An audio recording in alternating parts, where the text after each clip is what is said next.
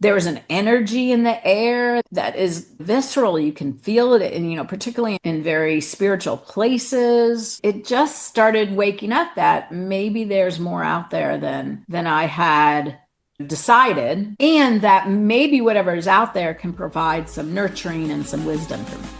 Sometimes all it takes is a small shift in perspective to unlock a whole new world. If you're ready for your shift, join the conversation. Welcome, Linda, to the Perspective Shift Show. I have the pleasure of meeting Linda during one of our own transformational processes and courses that we went to. And it has been a pleasure learning and working alongside Linda. And I'm excited to have you on the show. I'm excited to be here, and ditto on the learning from and beside you as well. It's a pretty go with the flow kind of conversation. We just like to talk about how you perceived life before and how you perceive life after, impacts that it makes on you. And when I say before and after, I'm talking about belief systems and perspectives that you may or may not have been living with at any particular time in your life. So I thought of probably two of the biggest perspective shifts that I've had in my life. And I can talk about one or both, but the one I was thinking to start with, the narrative I've had, I literally think since I was from 5 until 58, was if it is to be, it's up to me. And I think it came from, I was the youngest of 5 children in the family, a 2-parent household. And I believe when I was about 4 or 5 years old, somebody put me in the bathtub during the day to take a bath. And I remember playing in the bath, having fun, and the bath water started to get cold. And I wanted to get out because it was getting cold. And I started calling, I want to get out. Hello, mom, dad, somebody get me out of the bath. And nobody responded. And I finally, it got cold enough where I just decided to get myself out, but I guess that wasn't normal practice because I sat there for a while and there was nobody in my house. My parents were gone. My next oldest sister, I think, is 4 years older than me, and then everybody else is much older. And yet there was literally nobody in the house. And I had the wherewithal to walk across, we lived in a cul-de-sac, walk across the cul-de-sac to my best friend's house. Her name is Molly. She was a single child and her parents were home and she was home. And I guess I walked in and said, I don't know where anybody is. And they took me in and made me laugh and fed me and took care of me. And I think at that point, develop this narrative that if it is to be, it's up to me. Like nobody's going to take care of me. I have to do it all myself. And I mostly saw that as I got older. The couple of the stories that to me really cemented that for me. One was when I got married, literally at my wedding. I think we had a wedding planner, but they were sick that day, so there was a temporary in. And all I remember is I was in the dressing room where the brides get dressed, waiting for somebody to tell me, okay, it's time to walk down the aisle, and nobody was coming. And I remember thinking, like, do they have this? Is somebody managing this? Where are they? And then I thought, Linda, just, let it go. It's your wedding day. Let them take care of you. And long story short, my dad finally came and got me. And by that time, my husband to be had already walked down the aisle with his kids. The music had already ended and they were just sitting there waiting for me. And that just further affirmed, if it is to be, it's up to me. I can't depend on other people. And then that kind of just transferred right into my marriage where I considered myself the social director, the finance director, the operations director, all of my marriage. And my husband at the time and my ex now, he was pretty happy to just be managed. I don't know if I was happy to take the role, but it was a role I knew very well. And he didn't challenge. And I think it got really, really tiresome after a while. Eventually, when I started giving more space for him to step up, by that time, our roles were already way too established. And though I had done some internal change, I didn't, he hadn't done that. And understandably so, since I had been playing this role for over 25 years, almost 30 years actually. So the marriage dissolved for that and for other reasons. But clearly, I was used to being in charge and taking the lead. I think when we were in Bali on this spiritual retreat, we had the opportunity to really look deeply at the roles we play and the narratives we have. And that's when it started to shift. And that I realized not only was I was tired of leading in all parts of my life and being Hmm. responsible for all parts of my life, that it was also there was a good probability that I was not able to find a partner and a partner to find me because I was so steeped in my masculine energy, so steeped in doing versus just being, so steeped in directing versus receiving. So, could I ask you how I hear you say that like your marriage dissolved because of this scenario, but can you explain a little bit more about like how you felt during this? Like what led you to go on that spiritual journey? Like how it was actually affecting you? Like a little bit more? I remember during the marriage, like being very tired of doing everything. And then I would decide, okay, let me back off. So I give some space for my husband then to step up. And then he either wouldn't step up or he would step in a way that was very disappointing to me. Mm, I'm not at all blaming him for that because that was not that was not how the marriage had been running for so long. right. It was habitual more so than anything else that he steps back, I take the lead. Yeah, he either agrees or he's passive aggressive about not agreeing was kind of the Mm, pattern. So for me, and I think when I step back, to say, let me give him a chance because I'm just so tired. Like I didn't say to him, I'm stepping back. Could you step in? right. Could you read my mind? See, perceive that I'm stepping back and now step in, but step in a way that's really helpful to me, like which was, clearly too much I think, to ask or to expect. But it was So, also wasn't communicated. It was just kind of you would just step back, right? right, Okay. right. And so you're saying it just the overall persona that you were having kind of just really made you tired all the time. Absolutely. I think I felt incredibly tired. I felt all this weight on my shoulders, just the weight of Mm. responsibility. And there were things that I had let go. I remember whenever I would plan all the vacations for us and like I'd planned it out I'd always have very specific plans. We're gonna do this and this, and then the weather would it would rain and I would be like crushed. And I did, have a lot of growth and learning on my own during the marriage. Like at some point, I was like, Linda, you can't control the weather. You Yes. have to let go. And then actually, I started when my kids got a little older, I would start to delegate to them. On vacation, I'd be like, okay, I'm going to plan one day. You plan another day, you plan another day. The husband plan, everybody had to plan a day within certain parameters. Mhm. So I did find some creative ways to release some of it, but not to the point where it was ever like a partnership. Oh. What was interesting is when I separated from my ex, I had about a year's worth of grief.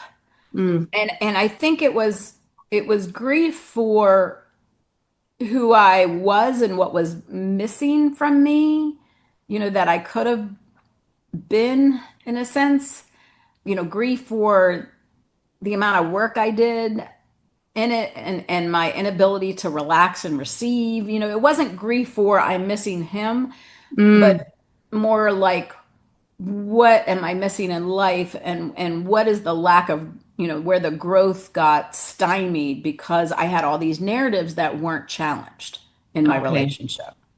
And so during that time period, my kids who were adult kids when we separated, I spent a lot of time with my kids and I started really pulling back about making decisions, in their presence. So when they'd be like, "Well, what do you want to do?" I'd be like, "What I really want to do is you to plan it." And they'd be like, "Okay." I had modeled for them how to lead, so they were fully capable. Or I'd be like, "Where do you want to go eat?" "I don't know, you pick."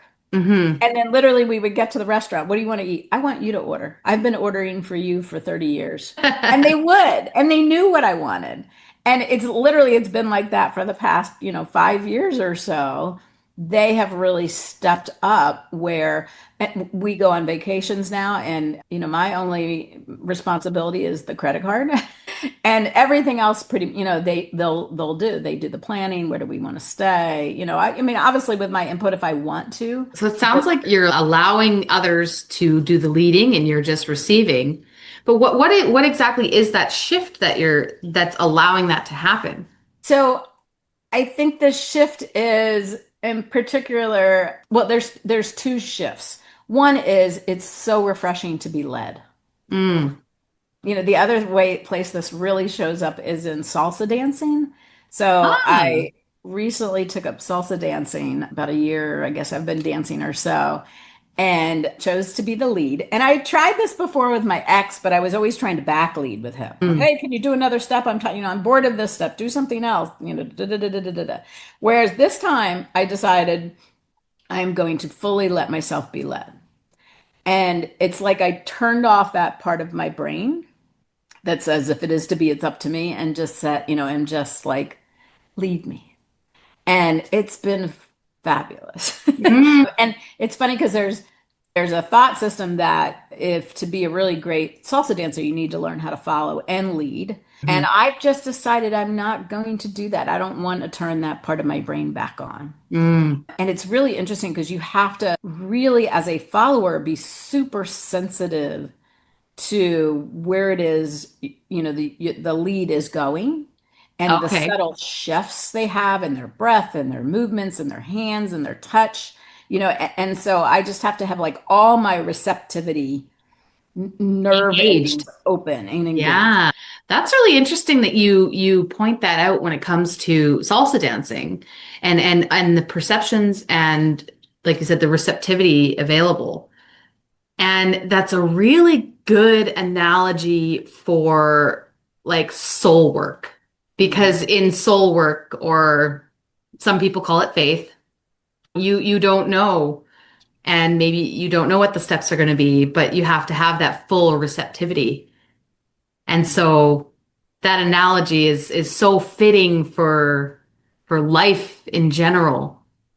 I just Yeah, absolutely. I've never thought about it that way, but I think you're absolutely right. yeah. Absolutely. And it is how I'm leading my life now in terms of just, releasing what's not in alignment with who I am and my purpose, and inviting in, whatever's next without actually knowing what it is. And that's, Mm. how I think in particular in my work also I've shifted. And whereas before in my work, it was like, if it is to be, it's up to me. And I very much had this like, saviorism complex. I work in social services. I thought I could change the systems by myself. And now I realize my new saying is if it is to be its way, I'm sorry, if it is to be, it's up to way more than me. Aha. And I think that is kind of the divine nature of it all. And I look at karma in terms of there's different levels of karma. And all of that says to me there's so much more at play to get the intended outcome that I want, that I am not in control of. And Mm-hmm. so just, do my part, do my work, and then realize there's so much more going on here that, whether or not the outcome I intend is going to happen really isn't up to me. I just have to do my work. And that kind of like goes hand in hand with being able to follow versus leading in a sense, right?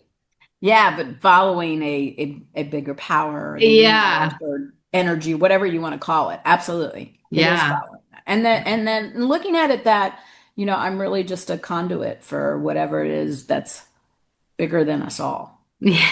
So if I am making a difference and having positive impact on people's lives, it's because, at some level I was chosen to do it. Hmm. Not that it's not because I specifically did it. I think there's a lot more going on that's beyond. Yeah. And I think it adds a lot more humility into my being and character as well. And then so as you've made that shift and you're allowing yourself to receive more, not only in relationships, but in life, I guess you could say, and direction. How does that show up for you on the inside and as well on the outside? Like the difference in how you feel when you're living your day-to-day life compared to the heaviness and the burden on the shoulders with the previous perception. I think one, it allows me to just be way more than I was capable of doing in the past. So in the past, I was always filling up my day with doing. Mm, And when I wasn't doing, I felt guilty about not doing. I mm, only felt productive if I was doing something, cleaning something up, creating something, fixing something, doing something on somebody's half, serving somebody. I just always had to be doing. Whereas now, I literally every morning sit on my couch for 10 to 15 minutes and just stare out the window. hmm. I'm just be. And when you do that, how does that make you feel? Definitely gives me a sense of peace and calmness. Even I've noticed when if I take an exercise class or some type of spiritual class and they ask me to close my eyes, in the past, I could not close my eyes for more than 30 seconds. Oh, I okay. needed, and I think that was like, I need to control, I need to know what's going around me. And now it's like no problem. And sometimes I'm like, can we just close our eyes for even longer? I don't want to Yeah. open. Like, and that's huge for It is me. huge. It is huge. Whereas before I needed to look around, I need to know what's happening at any moment. So I think, that's it. I've noted allows me when I go on like road trips, and oftentimes I do this by myself. And when I'm driving, like there's oftentimes where I turn off the music, I turn off my audiobook, and I just be while I Just drive. be while you drive. And And what's interesting, I just learned recently, I often feel like I get the most creative ideas when I've turned off everything. It could be when I'm driving or when I'm in the shower, is when things like just, ideas pop into my head. And somebody said, it's oftentimes when your left side of your brain is doing something routine, it's busy enough. So your right side of the brain can start to create. I mm, think that's very accurate for my mm, brain. Like hmm. as opposed to just, trying to just like, meditate for hours, I think it'd Right. still be way challenging for me, but keeping my left brain just a little bit busy on something routine allows The the rest of right it to kind of to go. play. And I think it's interesting too, because like a lot of people find, they go to bed and then that's when their ideas or their brain won't shut off. And Mhm. I think when that happens, it's because they're not having that time in the day to just let their brain kind of cycle Mhm. through its thoughts, really. Yeah, that makes a lot of sense. Yeah. That's another reason why I like to meditate is because it kind of does that for me. It just lets the mind cycle through its thoughts and then the rest of the day can be whatever it ends up being. But it's not keeping me up at night. Right, right. That makes a lot of sense. Yeah. Yeah, so that was one of my biggest perspective shifts. I have one more if we have time. Sure, yeah. That was a half hour, so we're good. The second one I was thinking about was my ability. Well, I guess I had a narrative that I could only protect or nurture myself. I did not believe there was any type of higher being, God, divine spirit, whatever, to take care of me. Mm, And I think this also was another narrative that was created when I was like 5 years old. My family, I remember it was a five children and my parents and we all went to the airport to see my dad off. He was going on an international business trip. And we were at an airport. This was Dulles, a long time ago in Northern Virginia, where you had to get on a little bus to take you to the terminal. hmm. And my dad had gotten on the bus, and I was 5 years old, and I saw him on the bus, and I thought he was leaving for good. And Oh I just no. started wailing, and my mom was there with my four siblings, not knowing what to do to get me to comfort me. And I Mm. think I don't know if she was embarrassed. I don't know what she did, but she did not like take me in and say it's okay. I just remember just wailing, and I think my siblings were probably looking at me like, somebody get this kid to shut up. Yeah, no, they And kind of knew what was going on, but you didn't, right? And this was like heart-wrenching for you. heart-wrenching. And my Yeah. dad didn't look at me. He didn't give me Oh. any eye contact. And I do remember there was a stewardess on the bus who looked at me. That's the only thing I can remember and gave me kind of a compassionate, look. Mm. And then he left. And I literally have very few, if any, memories of him when he left when I was 5 till about 16. Right. Like that really put a hole in my, a gap in my memories of him. And I think it also created the narrative that there's just, there's nobody else that's going to protect me and nurture me, which is, it's kind of related to if it is to be, it's up to me. Mm-hmm. And I remember, as I grew up, my family was Jewish, and in our family, like asking questions during religious ceremonies or events or traditions wasn't really encouraged. And I had a very naturally curious mind, and I would ask questions, and they would basically say, just shut up and read whatever you're supposed to be reading. Mm, And that turned me off of religion as well. mm, Both this belief that there's nobody there to protect me, and two, this, I'm not allowed to ask. And so I think for most of my life, I consider myself agnostic. What I used to say was, I don't know if there is a God, and I don't really care because I don't need one. I respect other people that need one, but I don't need one. mm, And then I went to Bali. mm, And in Bali, we had, as you know, just a series of experiences that just kept saying, there is something bigger out there than just us. mm, There's something that connects us. There's knowledge that people all the way across the world know about us that are total strangers to us. There's an energy in the air that is, visceral. You can feel it, and particularly in very spiritual places. mm. It just started waking up that maybe there's more out there than I had, decided, and that maybe whatever is out there can provide some nurturing and some wisdom for me. And when I got back from Bali and in some subsequent work that we did with the same leader that facilitated the retreat we went to, I started to notice that oftentimes when I got the inclination to do something, like something big, a big transition in my life, it was almost like there was this external voice in my head telling me to do it. Okay. So I've always felt like I've always acknowledged I have like this gut instinct. Yeah. Like I knew, I changed jobs a lot in my career, and I knew like, I should always wait. Sometimes I'll be like, should I leave? Shouldn't I leave? I'm unhappy. I don't Hmm. know. What do I do? And then all of a sudden, like my gut would say, okay, it's time. Go. Yes. And so I started to learn, okay, that's good. I'll wait for that voice to say that. But that voice sounded kind of internal. What happened after I got back from Bali is I started getting what a voice that sounded from like it was coming from outside me. And one thing in Interesting. particular, I was living with a family. This is after I'd left my husband. It was during COVID, so I went and lived in kind of a community living situation with a family.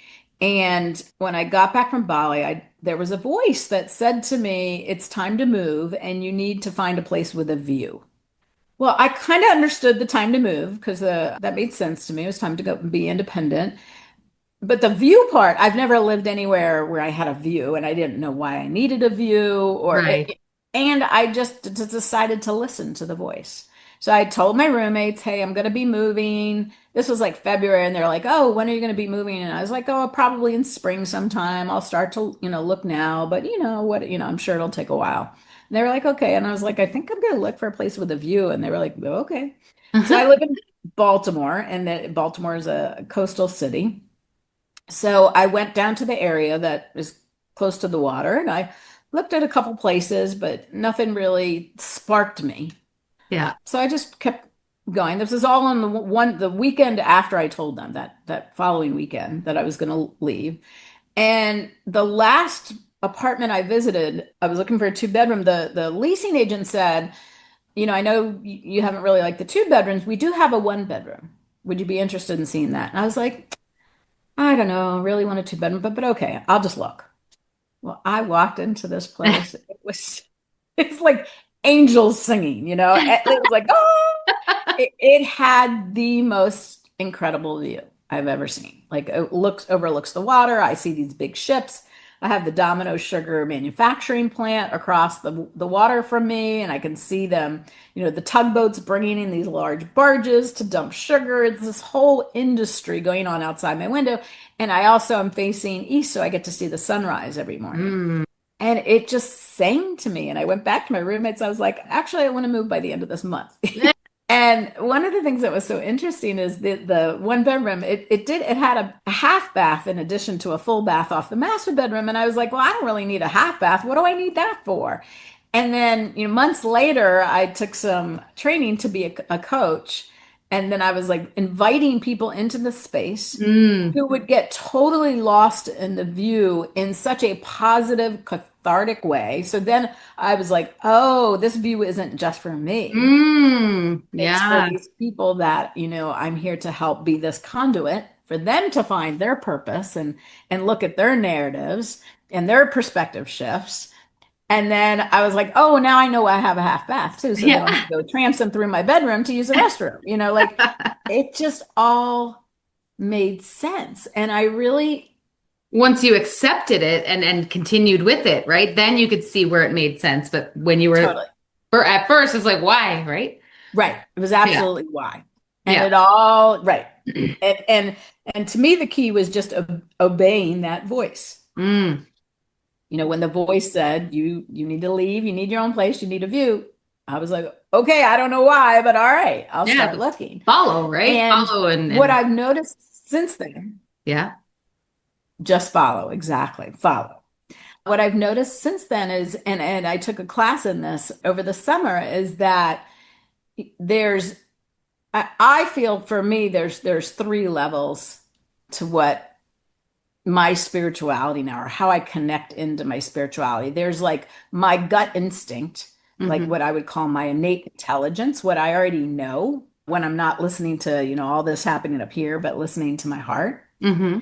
I feel like there are these spirit guides, for lack of a better word. Some people call them angels or ancestors or whatever you call them, but these are the voices in my head that says you need to da da da da da. Ah. You know, I, I've had that recently on a relationship that I left. I had a voice that, I it just like all of a sudden, and for very good reason said, okay, it's time to tell them to just be friends. You would just want to be friends. It was so clear. And I was like, Mm. okay. And I did it. And it wasn't something I was expecting or had planned out. It just happened in the moment, in the midst of a conversation, that it was just time. And then, in addition to kind of my gut instinct, and then these spirit guides, what I call spirit guides, to me, there's then this divine energy that kind of connects it, both of it, and then connects everybody else. Hmm.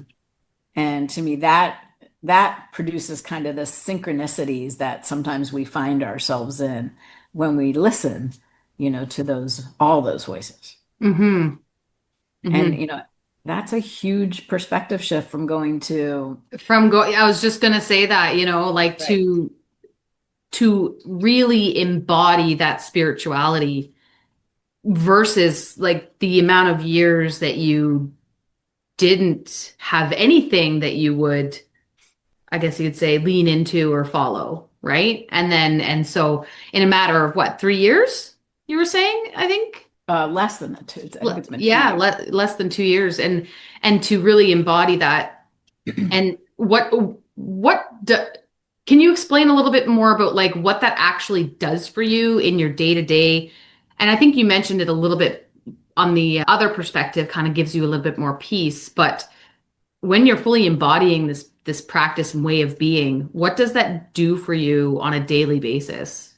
I think on the wisdom end of it, like when I feel like wisdom is downloaded in me, or guidance actually is a better word. It's, like you need to do X, Right. Y, Z, that it's just brought me some like awesome blessings into my life.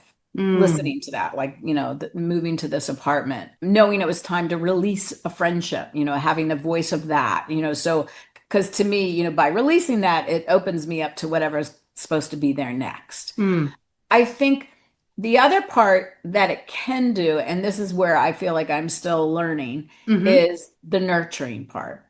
So when I'm feeling sad or lonely, you know, knowing that it's not just me that needs to, that is, I'm not the only one available to comfort me, that I Mm, can reach out to these spirit guides, to these divine energy, and allow myself to feel these feelings while, accepting back a kind of nurturing energy from mm. outside me. That's a really interesting way to look at it. Mhm. And when you're doing that, it kind of like, does it remove anything? I think it helps me go through the process, the grief process, which I think is necessary, faster. Okay. So, in the past, when I was feeling sad or angry or any kind of negative emotion, I would immediately pick up the phone and call the first person that I thought was going to affirm, my anger or my Okay. sadness or whatever. And I'd notice oftentimes when I get off the phone, I wouldn't feel any better. Okay. And now I feel like I will sit with it. I literally sit with it. I scan my body. Where is it in my body?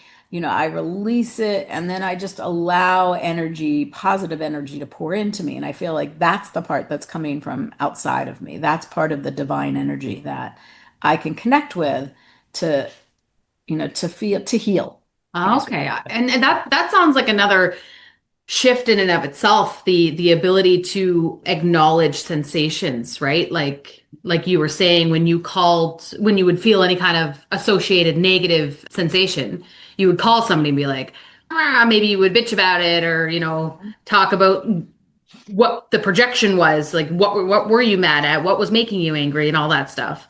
And it just kind of perpetuated that feeling and sensation rather than actually releasing it and then restoring it with the restorative energies, right? So I think that even though we might not have like a belief particularly, maybe there is one, but not verbally, that is a really, really powerful shift to make too, on Agreed. top And of the other two that you were talking about. absolutely. And then, oftentimes after I process it myself, open myself out to that kind of external nurturing, then I may reach out to a friend. Hmm. But it's not to bitch. Yeah, yeah. It's to affirm, to encourage.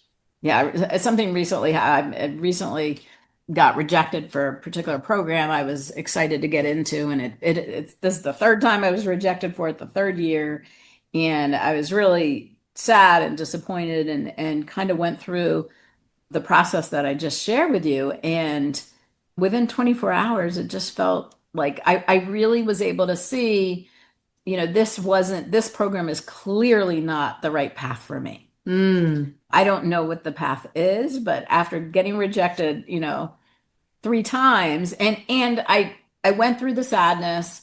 I released some of it, and then when I called my friends, they didn't say like, oh, what do you think's wrong with you that you didn't get in? They immediately were like, what's wrong with those people? They were so, which Mm. was just further affirming, which could just make me smile and laugh about it. Nice. Yeah, Nice. yeah. If you had any advice to give people who maybe, maybe they're going through divorce, maybe they were in their masculine energy for a lot of their marriage, or maybe they don't realize they're actually in it already yet, right? So, do you have any advice that you could give anybody that might be listening that resonates with your story? What pops in my mind, and this is less of advice and more of an actual thing you can do or process. Hmm. And I feel like this was a start. This happened before I even had this perspective shift. I had a leadership coach once tell me that, I needed to learn more how to be versus do. And the exercise he gave me was, pick a day. And on that day, I want you to just be. And I literally was like, well, what do you mean? I'm like, what do I do to just be? And he's like, that's what you do. Right. Right. And I still know for me, my brain, that did not compute in my brain. So what I decided to do is I picked a day. I did not plan anything for the day. Hmm. And I guess I had maybe my ex was watching the kids or something like that, but I had a free period of time. And it doesn't have to be a long period of time, 8 hours, 2 hours. It can even work for an hour. And I literally would sit on the couch and wait for a clear I don't want to say sign or image, just a clear impulse of what I wanted to do next. So I remember, sitting on the couch and then like, do I want to do this? And do I want to do this? And then nothing, but when I would not get up and do anything until it was very clear. And then I'd be like, I want to paint or I want to doodle, so I'd get up, make a drawing, and then I would go back to the seat after I finished it and do it again. And one day I did it and I ended up in the backcountry roads near my home. I was like, I'm going to go for a drive. The next thing I knew, I drove, there was an orchard. I'm like, I'm going to stop at this orchard. They had cherry picking. I'm going to do cherry picking. I had this most fabulous, unplanned, yet incredibly fulfilling day because I just allowed, things to naturally take initiative in my Mm, mind or, and my being without having it completely planned out and controlled, nor anything I felt responsible for. hmm And it just like there was just this whole release of, like, and I think in my mind, I thought like just being means just sitting on the couch doing nothing. And Right. to me, it's really redefining being as, doing from a different place, Uh-huh. if that Uh-huh. makes sense. It makes sense to me because I understand already, but I'm not sure if someone who hasn't, like you said, when somebody told you to just be instead of do, you're like, well, what do I do to be, right?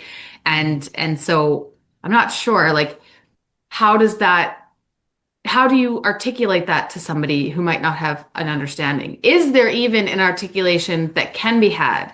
Or is it just the only way to understand it is to do that process and take to try it? Well, I think what's interesting is, oftentimes I saw my, inability to just be, my inability to follow, my inability to really nurture the feminine side of me. I saw that as something in relationship to others. Mm. So I thought to change it, oh, I'm just going to sit back and see if they'll take the lead. And that didn't work for me, right? It wasn't, I think the process I described was, coming from a receptive place in my relationship with myself first. Ah, that's really important. Right. So rather than saying, okay, I'm just going to sit back and see if anybody does anything when I'm not around doing it all, instead, I'm going to sit back and just let myself be led by my own gut instinct. Yeah, that's a good way to put it. Let yourself be led by your You know, it's really interesting too, because when I think of like my spirituality and oneness and consciousness, I go kind of to what some people might consider the extreme is where everything is me and I am everything.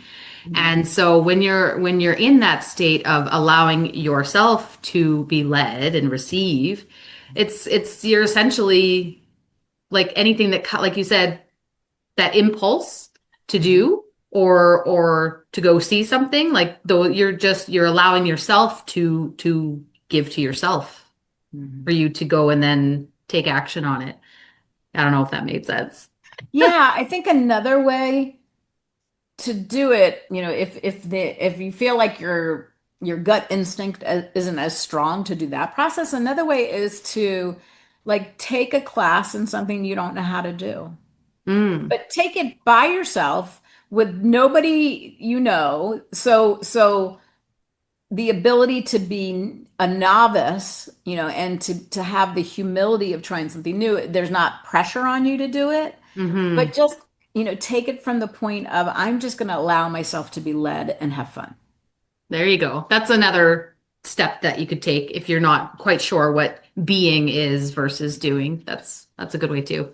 Awesome. Yeah, and a way to get yourself out of the lead and let somebody else lead is Yeah. what I was thinking in particular. Like go take, Okay. take a pottery class. You've never done pottery before, and you just sit there and allow somebody to tell you what to do and enjoy the process of not having to know what to do. Enjoy the process of not having to know what to do. I like that. Yeah. I like that. Awesome. Yeah, I think that's really changed my life significantly, enjoying the process of not having to know what to do. Mm-hmm. That's beautiful. Yeah, even now when my son drive, it was funny the other day, my son and I were gonna go someplace, and he's like, I said to him, "Do you want to drive or you want me to drive?" And in my mind, I was thinking, "Pick you, pick you." I didn't want to drive, but I didn't even say to him. And he came to the conclusion. I said, "Thank you," because actually I didn't want to drive.